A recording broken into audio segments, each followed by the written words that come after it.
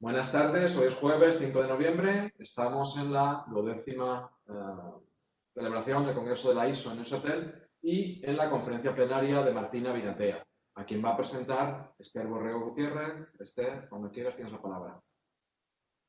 Muchas gracias, Antonio. Es un placer enorme poder la directiva que me hayan dado esta oportunidad y más cuando la persona a la que presento es una persona no solamente admirada en lo profesional, sino querida en lo personal y querida en lo humano. En realidad, Martina y yo, bueno, siempre veo que se hace mención a la relación personal.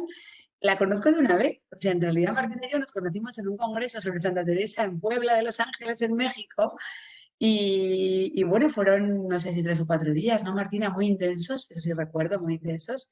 Además del congreso hicimos bastantes movimientos por ahí por la zona y tuvimos una conexión, bueno, pues total en lo humano y en lo profesional también muy, muy fuerte porque nos interesaban temas muy parecidos, ¿no? Es verdad que ella al otro lado del océano y yo pues en España, pero estas investigaciones nuestras en literatura conventual, en mujeres escritoras, en textos pues, del siglo XVII relacionados con la mística, relacionados con, bueno, pues, con la religión, nos interesó mucho y nos interesaba mucho las dos, perdón. Y bueno, pues ahí nació una conexión estupenda que ha durado hasta hoy, después de ya pues 7 años, no 4 años, fue en 2016, no recuerdo, 4 años.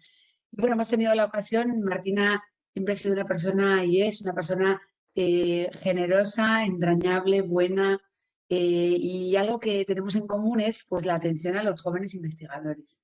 Y bueno, yo tengo una doctoranda, Rocío Alonso Medel, que estuvo allí haciendo una estancia en la Universidad del Pacífico y tuvo la atención personal y científica de Martina, lo que nunca acabaré de agradecer. Pero fuera de que sea una anécdota personal esto, porque no deja de ser un caso, bueno, pues, de una doctoranda personal, creo que Martina lo ha demostrado muchas veces su generosidad con los jóvenes, su ayuda a todas las personas. Es una persona completamente desinteresada. Bueno, Martina lleva ya años dando clase en la Universidad del Pacífico, ha sido directora de departamento. Ella es doble doctora, es doctora en Historia por la Universidad de Navarra y doctora en Filología Hispánica por la UNED. Además, ella fue acreedora del Premio Extraordinario de Investigación otorgado por la UNED para el curso 13-14. Bueno, también, además de ser doctora, ella es licenciada en Lingüística y Literatura con mención especial en Literaturas Hispánicas por la Universidad Pontificia Católica del Perú. Bueno, eso es en cuanto a su formación, su investigación, no voy a detallarla ni voy a dar una lista interminable de publicaciones, pero bueno, ella tiene libros, ediciones de la obra poética de Marcia Bedir Sarda, tiene artículos sobre el virreinato, sobre mujeres escritoras en el virreinato del Perú, tiene un artículo maravilloso, un libro sobre la epístola de María Elisa Velardo, varios artículos, libros, vamos, de todo. Otro libro en común también, Viajes y ciudades míticas. Ella tiene interminable decirlas aquí en el espacio que permite una presentación, pero sí voy a destacar un par de aspectos de su investigación que me parecen reseñables en esta presentación. Bueno, ella integra el Centro de Investigación de la Universidad del Pacífico, donde dirige el proyecto Estudios Indianos, que desarrolla iniciativas relacionadas con la gestión y divulgación del patrimonio textual y artístico del periodo colonial, en coordinación con el Centro de Estudios Indianos de la Universidad de Navarra. Además, ella es codirectora del Centro de Estudios Indianos de la Universidad de Navarra. Yo la conocí en esa faceta, lo lleva con frutos bien consolidados y bien visibles, y a la vez es miembro de la Asociación Internacional de Hispanistas y, bueno, por supuesto, de la ISO, como estamos celebrando hoy con su ponencia plenaria. Yo poco más tengo que decir de Martina. Me alegra mucho que una hispanista del otro lado del océano esté con nosotros y de una ponencia plenaria. Los frutos de los hispanistas americanos no hace falta nombrarlos, pero creo que ella es una buena muestra de lo que ha sido por toda su labor previa, lo que está haciendo y el futuro que nos va a deparar la investigación de Martina Vinatea, porque está en la plenitud de su vida investigadora, de su vida personal, y yo espero que siga publicando esas maravillas, que siga con esa colaboración, con esa ayuda a los más jóvenes y no tengo más que decir, desearle muchísima suerte y disfrutar de su ponencia igual que todos ustedes.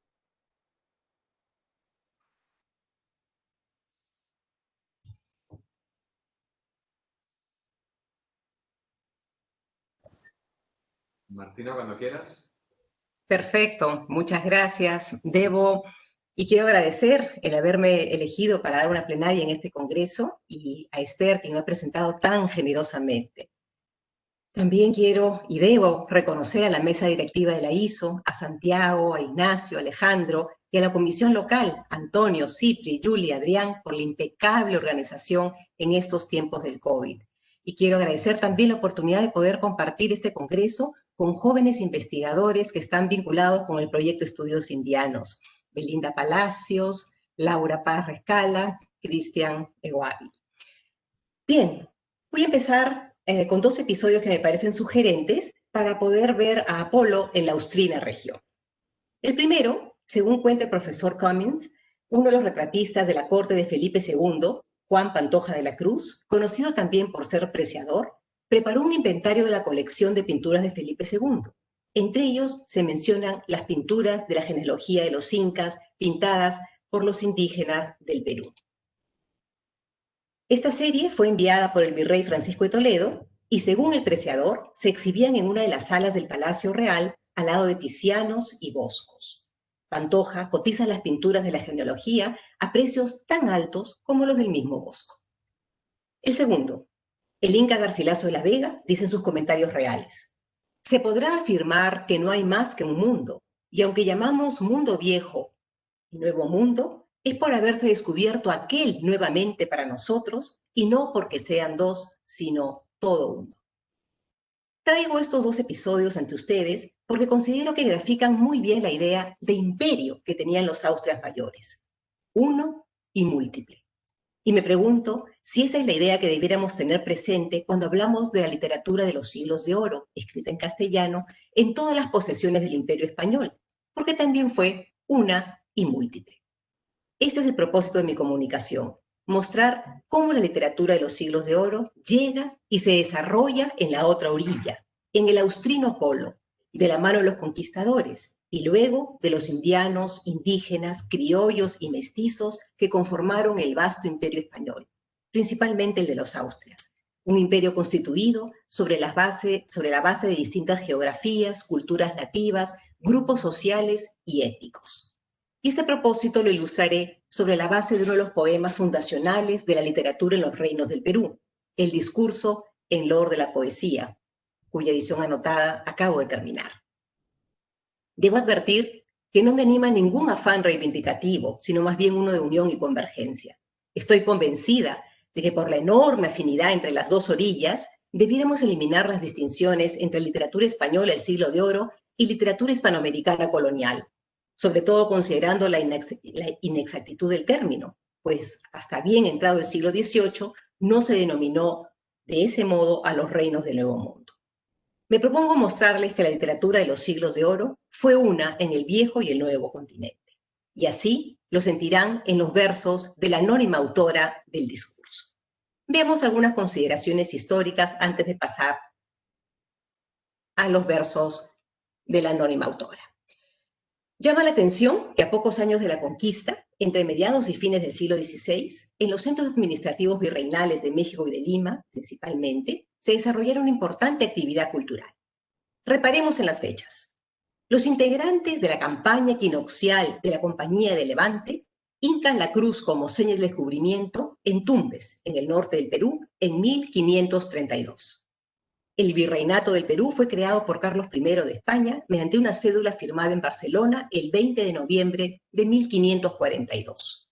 Una década después, se fundaron en tierras americanas centros de enseñanza como colegios mayores y universidades. Así es, el 12 de mayo de 1551, Fray Tomás de San Martín funda la Universidad Mayor de San Marcos en los claustros dominicos de Lima, institución que congregó a intelectuales de diferentes ámbitos del conocimiento.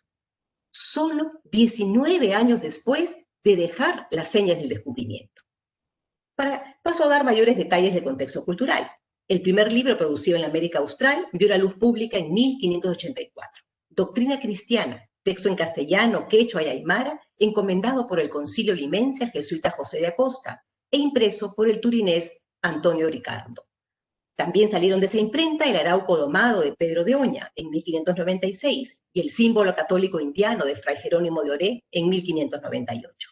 Por otro lado, se ha estudiado vastamente el comercio y la circulación de obras de autores de antigüedad y de contemporáneos que pasaron a formar parte de las bibliotecas particulares. Dentro de este grupo destacan bibliotecas compuestas por más de 100 libros, cuyo mayor porcentaje está integrado por obras de carácter religioso. Sin embargo, las obras de los autores clásicos también ocupan un lugar importante. Para completar el panorama, desde fines del siglo XVI, se representaban obras tanto de carácter religioso como profano en las festividades del calendario religioso, especialmente en la del Corpus Christi, y se instaló en Lima el primer corral de comedias. En las artes plásticas, la influencia del arte italiano en los pintores indígenas, mestizos y criollos se presenta desde fines del siglo XVI, con la presencia de 3 pintores italianos, los hermanos jesuitas Bernardo Vitti, Mateo Pérez D'Alessio y Angelino Medoro. Estos pintores influyeron en el arte mestizo e indígena. Así, por ejemplo, el año pasado, el Museo del Prado exhibió temporalmente el célebre cuadro virreinal conservado en la iglesia de la Compañía del Cusco y del que se han realizado varias copias, que conmemora 2 célebres matrimonios de conveniencia que entroncaron a la dinastía inca con la dinastía de la Orden Jesuita.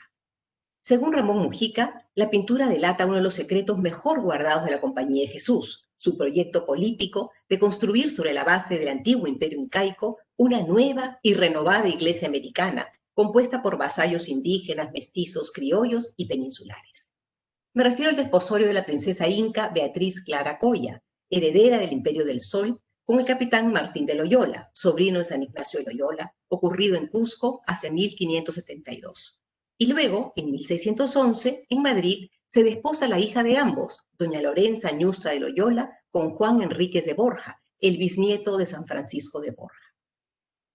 Esta mezcla de sangre inca con la sangre santa española es un canto al mestizaje americano.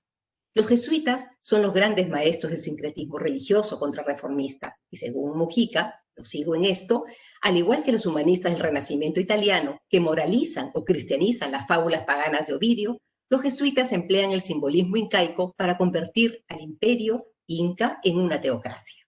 Asimismo, uno de los cultos religiosos difundidos por los jesuitas fue el del Niño Jesús inca. Se lo representaba con mascaipacha o corona imperial, ungu o túnica inca y con sandalias indígenas llamadas ojotas, e incluso con chuspa o bolsa para guardar las hojas de coca indispensables en los rituales andinos de adivinación.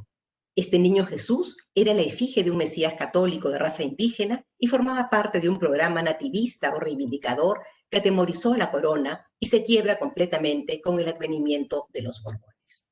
Como vemos, a inicios del siglo XVII, Lima era una ciudad activa culturalmente, pero su importancia iba mucho más allá, porque era la ciudad más prominente de América del Sur, en tanto fue la capital de un virreinato cuya extensión abarcaba el territorio que en la actualidad ocupan 8 países: Panamá, Ecuador, Perú, Bolivia, Paraguay, Uruguay, Argentina y Chile. En ella vivían el virrey y el arzobispo, y fue el emporio financiero de la América Austral. Asimismo, fue sede de la audiencia y cabecera de distrito del Tribunal de la Santa Inquisición. Tuvo representación en las Cortes y fue cuna de la primera santa del Nuevo Mundo, Santa Rosa de Lima. John Eliot habla del Imperio Español como una monarquía pluricéntrica o compuesta, que reúne un conglomerado de reinos con costumbres e idiomas propios unificados bajo la autoridad universal del rey y su Real Supremo Consejo de Indias. Eran reinos sometidos a la corona de los Austria, pero con personería jurídica propia. Por ello, España no tenía colonias, sino reinos con virreyes, y estos últimos estaban en el Nuevo Mundo, en Italia y en la propia península ibérica. Por tanto, la relación de los reinos americanos con la metrópolis no era unilateral y de mero sometimiento, sino que el poder político circulaba por diversos centros de poder interconectados a lo largo y ancho del imperio. Otro dato que nos regala Mujica: en el salón central del Palacio del Buen Retiro, inaugurado por Felipe IV, figuran los 24 escudos de armas de todas las provincias o reinos del Imperio Español. Ahí están representados los reinos del Perú y Nueva España. Aún a mediados del siglo XVIII, cuando el fraile benedictino Martín Sarmiento ideó las decoraciones para la fachada del Palacio Real de Madrid, incluyó 2 monumentales estatuas colocadas sobre columnas, en homenaje al último rey de los incas y de los aztecas, Atahualpa y Moctezuma. Según Sarmiento, estos reinos eran las 2 más preciosas perlas de la corona del rey. Ahora bien, ya he anunciado que para ilustrar cómo llega Apolo, tomado como sinécdoque de la poesía renacentista a la austrina región, me serviré de los versos de la anónima poeta, autora del Discurso en loor de la poesía, poema que aparece como un paratexto en el Parnaso Antártico de Obras Amatorias del sevillano Diego Mejía de Fernán-Gil, que es una traducción de las Heroidas de Ovidio. El discurso es una defensa de la poesía, o como afirma Alicia de Colombí-Monguió, la carta de ciudadanía del humanismo sudamericano, y también un intercambio de elogios entre la anónima autora y Mejía Fernán-Gil. Para ella, Mejía es el Apolo del Nuevo Mundo. Se inflama en su esplendor, y para él, la anónima autora es una heroica dama, como aquellas protagonistas de las cartas ovidianas, a quien las musas le rinden pleitesía. Veamos el soneto que el traductor de las Heroidas le dedica a la autora del discurso. Soneto del autor dedicado a la señora que le dirigió el discurso poético. La antigua Grecia, con su voz divina, celebra por deidades de Licona 9 poetisas, dándoles corona de hiedra, lauro, rosa y clavelina. Praxila, Mirte, Anites, Mirto, Erina, Nocida y Teléfila que se entona con dulce canto, y Safo a quien pregona su Lesbos como Tebas a Corina. Mas, oh matrona, honor del mismo Apolo, la clavelina, rosa, lauro y hiedra, en todo siglo, solo a ti se debe. Pues siendo la deidad de nuestro polo, te adorarán en su Parnasia piedra las 9 musas y las griegas 9. La autora del discurso formó parte de la Academia Antártica, que reunió a un grupo de autores que entre la última década del siglo XVI y las 2 primeras del XVII desplegó su labor literaria y que se identificó con los ideales y el estilo renacentistas, cuyo intento fue, como afirma Mabel Moraña, que se gestara un proyecto de promover un humanismo intercontinental, un universalismo de nuevo signo que debía reivindicar al Nuevo Mundo como locus productor de cultura capaz de desafiar los fundamentos mismos del exclusivismo europeo. Probablemente por ello se insistiera en la calificación geográfica en el título de algunas de las obras. Miscelánea Antártica, de Cabello Balboa, Miscelánea Austral, de Ábalos y Figueroa, primera parte del Parnaso Antártico de Obras Amatorias, de Mejía y Fernán-Gil, Armas Antárticas, de Miramontes y Zuazola. Desde la portada del libro de Mejía se advierte el traslado del Parnaso al Nuevo Mundo, un tema sugerentemente trabajado por Julio Vélez. Semejante al emblema de Mariano Capella, Febo Gaudet Parnasia Rupes, en la portada de la edición de Sevilla de 1608 destaca un medallón rodeado de lema: si Marte llevó al ocaso las 2 columnas, Apolo llevó al Antártico Polo, a las musas y al Parnaso. Dentro del medallón lucen la fuente Castalia, el monte Parnaso dividido en 2 cumbres y el sol que brilla sobre el Parnaso. Detrás de las 2 cumbres se muestran 2 divisas o cintas que dicen Plus Ultra, lema que expresa la valentía del Imperio Español que se atrevió a ir más allá de las columnas de Hércules. La fuente Castalia mana sobre una pila. Sus claras fuentes purifican y permiten ver los más intrincados oráculos. El medallón funciona perfectamente como emblema para la obra y también para la Academia Antártica. Apolo es el sol que brilla ahora sobre el Parnaso americano y la fuente Castalia dota de clara voz a los ingenios de estas tierras, sean indianos, criollos o mestizos. Tauro también empleó el emblema como portada de su libro Esquividad y Gloria de la Academia Antártica. Veamos ahora el título del poema y los versos iniciales. Discurso en loor de la poesía, dirigido al autor y compuesto por una señora principal de este reino, muy versada en la lengua toscana y portuguesa, por cuyo mandamiento y por justos respetos no se escribe su nombre, con el cual discurso, por ser una heroica dama, fue justo dar principio a nuestras heroicas epístolas. Y empieza la anónima. La mano y el favor de la Cirene, a quien Apolo amó con amor tierno, y el agua consagrada de Hipocrene, y aquella lira con que del Averno Orfeo libertó su dulce esposa, suspendiendo las furias del infierno, la célebre armonía milagrosa de aquel cuyo testudo pudo tanto que dio muralla a Tebas la famosa, el platicar suave vuelto en llanto, y en sola voz que a Júpiter guardaba, y a Juno entretenía y daba espanto, el verso con que Homero eternizaba lo que del fuerte Aquiles escribía, y aquella vena con que lo dilataba, quisiera que alcanzaras, musa mía, para que en grave y sublimado verso cantaras en loor de la poesía. Que ya el vulgo rústico perverso procura aniquilarla, tú hicieras su nombre eterno en todo el universo. Aquí, ninfas del sur, venid ligeras, pues que soy la primera que os imploro, dadme vuestro socorro las primeras. Y vosotras, Pimpleides, cuyo coro habita en el Icón, dad largo el paso y abrid en mi favor vuestro tesoro. Del agua Medusea dadme un vaso, y pues toca a vosotras, venid presto, olvidando a Libertas y a Parnaso.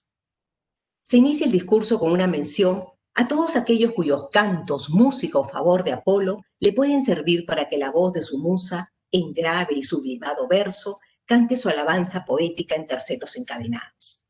La ninfa Cirene, la fuente Hipocrene, Orfeo, Anfión, Homero.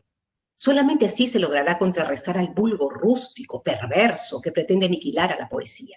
El canto de alabanza debe ser de tal naturaleza que conseguirá que la poesía alcance su nombre eterno y trascienda. A la voz poética no le basta la ayuda que ya ha pedido, necesita más. Entonces llama en primer lugar a las ninfas, ya trasladadas al Antártico Polo. Aquí, ninfas del sur, venid ligeras. Luego al mismo Apolo, que le ayudará a inflamar su verso, una suerte de translato imperi. La anónima autora traslada el Parnaso en la antigüedad, tan caro en España, a Lima, en la Austrina región, porque los autores asentados en el Antártico Polo necesitaban construir una idea del nuevo mundo como prolongación de la España, sede del poder del mayor imperio de la cristiandad. No es un discurso disidente, es más bien una afirmación de su pertenencia al imperio. Esa construcción debía expresarse en un arte poética fundacional que permitiera constituir al nuevo mundo como un paradigma dentro del sistema de representaciones establecido por el imaginario imperial y consolidar así una imagen simbólica del nuevo mundo. A estas ideas debo agregar el concepto de sobrepujamiento, también desarrollado por Curtius, es decir, esa forma peculiar de comparación cuyo objetivo es probar la superioridad y la singularidad del objeto. En este caso, la anónima autora sobrepuja para probar que la literatura escrita por los ingenios de la Academia Antártica es comparable a la de los lugares más importantes de la antigüedad, Grecia y Roma. Sin embargo, la voz poética reflexiona y se pregunta ¿en qué mar su débil voz se hunde? Ella habita en el mar del sur. Si es así, ¿a quién en realidad debe invocar? ¿A qué deidades debe llamar? Se cuestiona si de repente está envanecida, si peca de presunción, pero rápidamente sale de esa niebla y sabe a quién debe dirigirse. Al representante de Apolo en el Nuevo Mundo, Diego Mejía Fernangil, sevillano asentado en el Perú, que como ya he dicho, es el autor del Parnaso Antártico de obras amatorias. Y se dirige a él diciéndole lo siguiente. Y tú, divino Apolo, cuyo gesto alumbra el orbe, ven en un momento y pon en mí de tu saber el resto. Inflame el verso mío con tu aliento, y el agua de tu trípode lo infunde, pues fuiste de él principio y fundamento. Mas, ¿en qué mar mi débil voz se hunde? ¿A quién invoco? ¿Qué deidades llamo? ¿Qué vanidad, qué niebla me confunde? Si, oh gran Mejía, en tu esplendor me inflamo, si tú eres para mí, Parnaso, tú mi Apolo, ¿para qué a Apolo y al Parnaso aclamo? Tú en el Pirú, tú en el austrino Polo, eres el Delio, el Sol, el Febo santo. Sé pues mi Febo, Sol y Delio solo. Tus huellas sigo, al cielo me levanto, con tus alas defiendo a la poesía. Febada tuya soy, oye mi canto. Tú me diste preceptos, tú la guía. Me serás, tú que honor eres de España y la gloria del nombre de Mejía. La anónima autora regresa a su ámbito vital. Ella habita en el Nuevo Polo. Mejía representa a Polo en el Nuevo Mundo. Alrededor de él y de la Academia Antártica gira el Parnaso americano. Llama a Mejía con varios de los epítetos dedicados a Apolo: Helio, Sol, Febo. Ella misma se declara afebada, se consagra a él, se siente bajo su protección. Mejía le ha dado preceptos, guía. Sin embargo, loar a la poesía puede resultar una hazaña más grande que el Etna, y ese peso podría resultar agobiante en hombros de una mujer, y agrega que son de araña. A pesar de haber fatigado textos por el dato, no he conseguido enterarme de cuánto se sabía en esa época respecto del peso que puede soportar una araña. Hoy sabemos que puede cargar 170 veces su peso, así es que si algo de eso se sabía, podría ser un guiño con apariencia de captatio benevolentia. La anónima autora necesita devolver a la poesía su sitial de privilegio, sobre todo porque ella sabe que el icona, la inspiración poética, está siendo relegada por el vulgo, está sufriendo tan humilde suerte. Por ello la indiana se yergue como soldado en la guerra y su triunfo tendrá mayor gloria, porque lo conseguirá a pesar de no ser aparentemente fuerte. Después, la voz poética entra de lleno en el discurso en loor. Para empezar la defensa de la poesía, debe remontarse al momento mismo de la creación, que también es el origen de la poesía. Dios crea el universo y después al ser que habitará en él. Le otorga autoridad y le da preeminencias. Lo nombra vicedios, lo provee de virtudes, lo adorna con artes liberales y pretensiones científicas. Sin embargo, todo lo que le ha dado no se compara con un don tan eminente que resulta ser el mayor de todos: la poesía, que todo lo comprende, todo lo perfecciona, todo lo ilustra, todo lo enriquece. La poesía es creación angelical. Los ángeles crean los himnos a la Santísima Trinidad. La región empírea influye en Adán, primer poeta, como el sol influye en Apolo. El pueblo elegido de Israel recibe bienes y favores de Dios, y el bien mayor es la poesía. Moisés, poeta y líder que lleva a su pueblo a la tierra prometida, Débora, Barak, Sísara, el rey David, Judith, los tres mancebos, Job y Jeremías, son poetas. Y luego cantarán María, quien compone el Magníficat, y también Zacarías y Simeón. Después vienen los poetas de frontera, entre el mundo pagano y el cristiano: Paulino de Nola y Juvenco, que son una suerte de alter ego de esta poeta, también de frontera entre el viejo y el nuevo mundo. Luego presenta a los primeros poetas cristianos vinculados con la tradición épica clásica, especialmente la de Virgilio y Tasso, quienes también escriben obras religiosas: Battista Mantovano, Giovanni Battista Fiera, Jacopo Sannazzaro, Marco Gerolamo Vida y Benito Arias Montano. También considera a aquella parcialidad de poetas no cristianos, griegos y romanos, y asegura que Dios generosamente permite a todos participar del don de la poesía, sobre todo aquellos cuyas enseñanzas versan sobre lo celestial y buscaron encontrar a Dios en sus criaturas, desde Platón hasta Ovidio. Ahora bien, la anónima autora no se limita a realizar una enumeración de poetas varones. Recordemos que ha mencionado entre los primeros poetas a María. La poesía otorga dignidad a quien la compone, y más aún si son mujeres. La parcialidad que desasida quedó de Dios negando su obediencia, gracias a la prodigalidad divina, empieza en realidad con Platón, pues ya está en él la equiparación entre Dios y los poetas, y son ellos los que encarnan la idea de virtud. Para reforzar su apoyo a la mencionada parcialidad, pide a Calíope, a quien llama musa de las opiniones, que le ayude para discurrir sobre cómo las griegas y romúlidas naciones entendieron que la poesía era don divino y reservada para quienes realmente la merecieran. Por ello la poesía fue puesta en montes consagrados y las musas le dieron morada. Sigue con Aristóteles, quien piensa que los poetas están inspirados como los profetas de los oráculos, y Plinio refuerza esta idea con el poder de la palabra. Bate significa tanto poeta como adivino. El don de la poesía va de extremo a extremo del viejo mundo, del Nilo al Betis, del polaco al Mauro, y desde allí llegará al nuevo mundo. Convoca luego a los poetas latinos, cuya obra logra conmover hasta a quienes habitan en las grutas del Báratro y las aguas del Averno.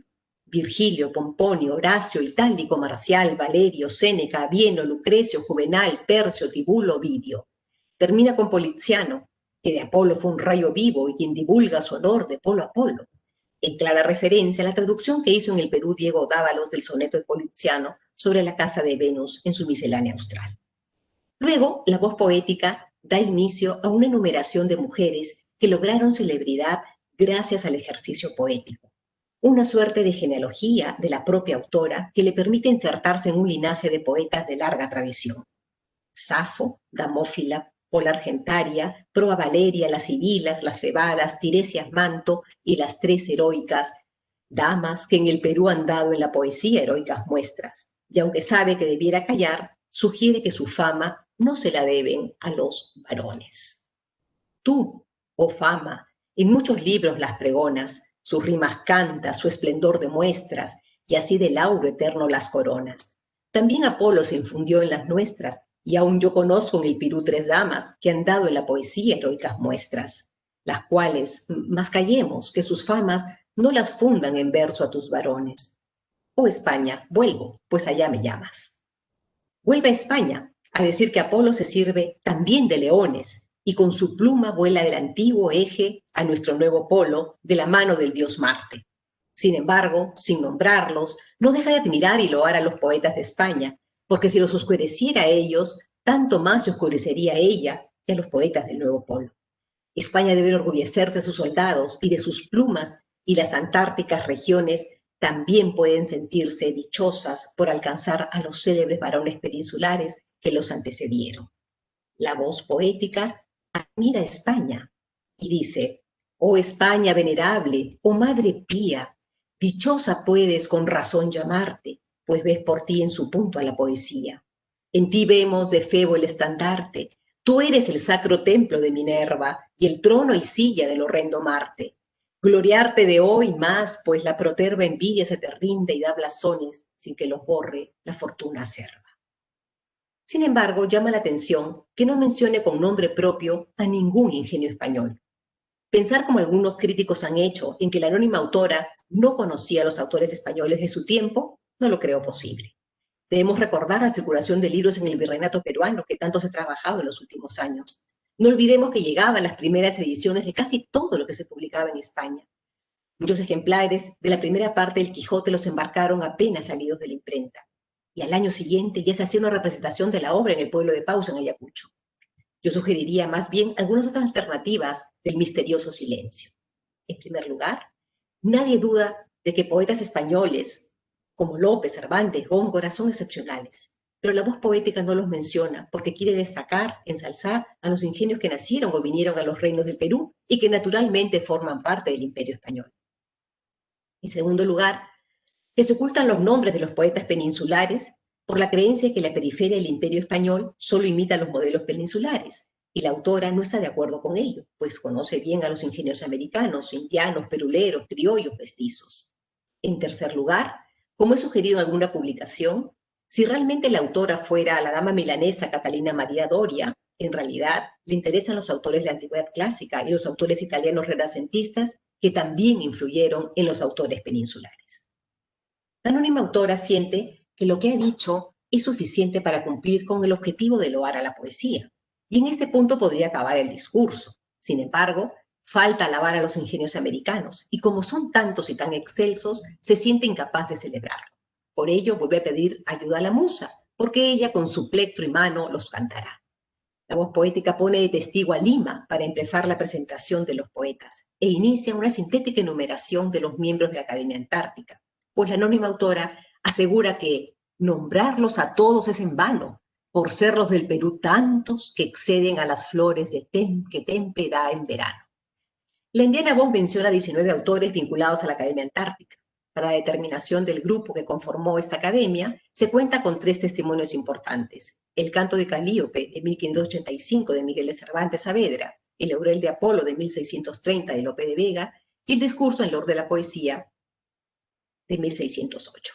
Si de las listas excluimos los nombres repetidos en los 3 testimonios y se incorporan las 3 damas que han dado en la poesía heroicas muestras, la nómina alcanza 42 nombres. Debo reconocer el hecho que no se puede asegurar que los 42 poetas pertenecieran efectivamente a la Academia Antártica en un mismo momento, pues en un arco temporal de 45 años transcurridos entre el primer testimonio de 1585 y el último en 1630, Obviamente se produjeron muchos cambios. Sin embargo, sí se puede afirmar que existió un amplio grupo de autores que vivieron años más, años menos, en una misma época y en un mismo lugar, y que compartieron los ideales del humanismo y ciertamente forjaron un proyecto común. Y vosotras, antárticas regiones, también podéis teneros por dichosa, pues alcanzáis tan célebres varones, cuyas plumas heroicas, milagrosas, darán y han dado muestras, como en esto alcanzáis voto, como en otras cosas. Los poetas de la Academia Antártica que la anónima menciona, seguramente contemporáneos suyos, son nombrados en el orden que sigue. El doctor Francisco Figueroa, laureado por su gloriosa y elevada rima. Son 4 los homónimos que disputan ser elogiados por la anónima autora. Sin embargo, los versos parecieran estar dirigidos al sevillano doctor Francisco de Figueroa, médico, quien ocupó la cátedra de medicina en la Universidad de San Marcos y escribió un tratado sobre las calidades de la bebida llamada loja y otro sobre la difteria, conocida como garrotillo, que se imprimió en Lima en 1615. Después de la epidemia de garrotillo que asoló el Cusco entre 1614 y 1615. Esta mañana las noticias dan cuenta en el Perú de que, que hay un inicio de epidemia de difteria nuevamente, así que cobra especial relieve este tratado. El doctor Figueroa fue cercano a Oña y a Dávalos, a quienes dedica sendas composiciones por el Arauco Domado y la Miscelánea Austral, respectivamente. Duarte Fernández, abogado sevillano, hijo del portugués del mismo nombre, que fue fiscal del rey en Lagos y Costa de Algarve. El elogiado poeta pasó primero a Lagos hacia 1580 y luego a América. Según la voz poética, era muy entendido en letras humanas y curioso en letras divinas. España y Portugal se disputan su cuna y su ingenio. De su obra solo se conserva el prólogo al lector de los 2 tratados escritos por el doctor Francisco de Figueroa. Pedro de Montes de Oca, amigo de Cervantes, cuyo nombre se derrama por ambos polos, ha seguido a Febo, pero también a Marte, dice la autora. Se ha retirado en el Valle del Zamba, en el sur de los reinos del Perú, y de su producción poética solamente se conoce un soneto dedicado a Vicente Espinel. De Juan Cedeño, la anónima afirma que es un regalo del Parnaso y de su coro. Es todo lo que se sabe de él. No se ha encontrado hasta ahora ninguna obra. Mejías Alonso, en su estupenda edición del Discurso, anota a Juan Cedeño de Arévalo como traductor de Tasso. Sin embargo, no hay indicios de que ese Cedeño haya pasado a América. Probablemente haya sido algún miembro de la familia, porque años después encontramos en documentos del Perú a cedeños asentados en América que han unido su apellido el lugar de nacimiento del Juan de Cedeño al que alude Mejías, Arévalo. Pedro de Oña, el poeta de la Academia nacido en América, más conocido en España. Es autor del Arauco Domado. La voz poética compara la rudeza de la lucha contra los araucanos con la dulzura de sus versos. Oña es también autor del Basauro, que al igual que el Arauco Domado, es un poema por encargo. Miguel Cabello de Balboa, sobrino nieto de Vasco Núñez de Balboa, es el escritor con mayor número de obras mencionadas por la anónima autora. Tanto verso elegante y tanta prosa, que le dan gloria a su lugar natal, Archidona y a la Hesperia toda. Las obras mencionadas son la Volcania horrífica terrible, el militar elogio, la entrada de los mojos milagrosa, la comedia del Cusco, la Vasquirana. Estas obras están lamentablemente perdidas, solo ha sobrevivido la Miscelánea Antártica. Juan Salcedo Villandrando, el capitán encomendero y regidor de la ciudad de La Paz, quien aparece en el Discurso, otro poeta al que la anónima compara con el Apolo délfico y lo alaba por ser el cantor de Clarinda, nombre que inopinadamente da Menéndez a la anónima autora. En algún escrito sugiero que hasta podría tratarse de una errata, podría haber sido Clorinda, la protagonista del poema Tasso. Se conocen textos suyos en varios preliminares de varias obras como Concepción de María Purísima, Vida y Virtudes y Milagros del Padre Solano, poemas de las fiestas de la canonización de los 23 mártires del Japón. Diego de Ojeda, autor de La Cristiada, epopeya que se nutre argumentalmente de la epopeya latina, de igual nombre de Marco Jerónimo Vida, a quien ya ha mencionado la voz poética y que tiene en la Eneida su modelo y emplea a las metamorfosis de Ovidio como elementos ornamentales. Juan Gálvez, al igual que Ojeda, fue sacerdote de la Orden de Santo Domingo, acusado de díscolo y trasladado a Trujillo. De él se ha conservado un soneto dedicado al Marqués de Montes Claros y se le atribuye una historia rimada de Hernán Cortés, hoy lamentablemente perdida. A Ojeda y a Gálvez agradece la voz poética dedicar sus plumas a Cristo y sabe que, si no estuvieran en tan alta misión, dedicarían su pluma a las musas. Juan de la Portilla, vecino de Charcas, la voz poética asegura que tiene fecunda vena y Potosí celebra su nombre que el cielo mismo eternizar lo ordena. En defensa de damas se consignan unas estancias suyas.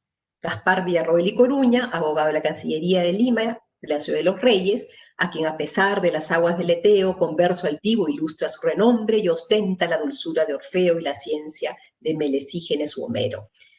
Y en majestad y alteza es Apolo, el dios timbrero. No ha llegado hasta nosotros ninguna obra suya. Diego Dávalos, autor de la Miscelánea Austral, la América Indiana sabe que Dávalos es honor de la poesía castellana. Además, Dávalos es autor de La defensa de damas en octava rima, donde florecen sentencias que refutan las que algunos filósofos dijeron contra las mujeres. Luis Pérez Ángel, Norma de Discretos, dedica un soneto a Mejía, donde al igual que la anónima autora del discurso, asegura que hay dos Apolos, dos delios soberanos que lucen en el cielo. Apolo, el primero, y Mejía, el segundo sin segundo que alumbra y reverbera en ambos polos. Antonio Falcón, según la anónima de discurso, supuesto presidente, autor presidente de la Academia Antártica, dicen que imitó a Dante y a Tasso. Diego Aguilar de Córdoba, autor del Marañón, que narra el infausto viaje de don Pedro de Ursúa, del que Lope de Aguirre formó parte y llevó a la perdición por la selva amazónica buscando el mítico reino del Dorado. Cristóbal de Arriaga, la anónima asegura que en Pimpla se le da el lugar primero. Solo se conserva un soneto de Arriaga inserto en el Arauco domado de Pedro de Oña. Pedro Carvajal es el último en ser mencionado. La anónima autora asegura que Apolo le dio su estandarte y que ni siquiera las minas del Perú dan las riquezas que la pluma de Carvajal da al austrino Polo. El corregidor de Vilcashuamán, en el Cusco, solo se conserva una canción dentro del cancionero que perteneció al doctor Solórzano y Pereira. Después de esta enumeración comentada de los ingenios de la Academia Antártica, la voz poética volverá a la importancia y utilidad de la poesía, esta vez para afirmar que es indispensable para la cotidianidad de nuestras vidas en todas las edades. En la tierna infancia, porque quita y arranca de cimiento mediante sus estudios la ignorancia. En la virilidad, ornamento y a fuerza de vigiles y sudores pare el entendimiento. En la vejez, alivia los dolores, entretiene la noche mal dormida. Luego se refiere a los malos poetas y asegura que su mal desempeño no es culpa de la poesía, como no es culpa de la teología que los heresiarcas como Lutero y Calvino funden sus herejías. También aclara que es posible que llame la atención ver en la iglesia a poetas que están llenos de dioses paganos, pero explica ella que deben tomarse como objetos suntuarios y que no debe olvidarse lo que ya ha mencionado antes respecto del nacimiento de la dama ilustre que es la poesía. Enseguida se dirige al espíritu poético que ha sido enviado como regalo de los dioses a la tierra indigna y agradece la gratitud del ingenio que los poetas han recibido. Ese espíritu permite dar guerra al vicio, enseñar las virtudes, consolar, animar al afligido, ser tabla de salvación de las penas, celebrar las hazañas de guerreros, dibujar la hermosura de las damas y el bien del casto amor, explicar los intrínsecos conceptos y engrandecer a los ingenios. Después de todo esto, le pregunta a la musa, ¿quién podría no amar con un amor constante a la poesía? ¿Quién podría usarla para blasfemar sin tener el respeto y reverencia? ¿Quién, habiendo recibido el don, le dé mal uso, empleándola en libelos y vicios? ¿Quién podría marchitar la hermosa flor y arrojar el pecado a la margarita? Finalmente, le pide a Mejía que acepte su ofrenda de ingenio pobre y rica de deseo. Pues eres mi delio, ten la rienda al curso con que vuelas por la cumbre de tu esfera, y mi voz y metro enmienda, para que dinos queden de tu lumbre. Los poetas de nuestras antárticas regiones, cantados por la voz de esta musa, pertenecen también a la República de las Letras del Humanismo, y sobre todo al reino del don divino de la poesía, cuyo imperio pobló las dos orillas. Así, la literatura de los siglos de oro, tan cara y representativa para España, llega y se desarrolla en la otra orilla, en el austrino polo, de la mano de los conquistadores y luego de los indianos, peruleros, criollos, mestizos e indígenas que conformaron el vasto imperio español, y también de las mujeres que los acompañaron, que en obras como el discurso en loor de la poesía, la epístola de Amariles Abelardo o los sonetos de Silena, han dado en la poesía heroicas muestras. Muchas gracias. Muchas gracias a ti, Martina, por una conferencia muy sugestiva, muy interesante. Como esperábamos, por otra parte. Tengo que decir. Gracias a ustedes. Podemos aceptar quizá una preguntilla. No es costumbre, pero quizá podemos abusar de ti un poquito, Martina. Si alguien tiene una pregunta, podemos tomar una. Encantada, lo que desee. Levanta la mano nuestro presidente.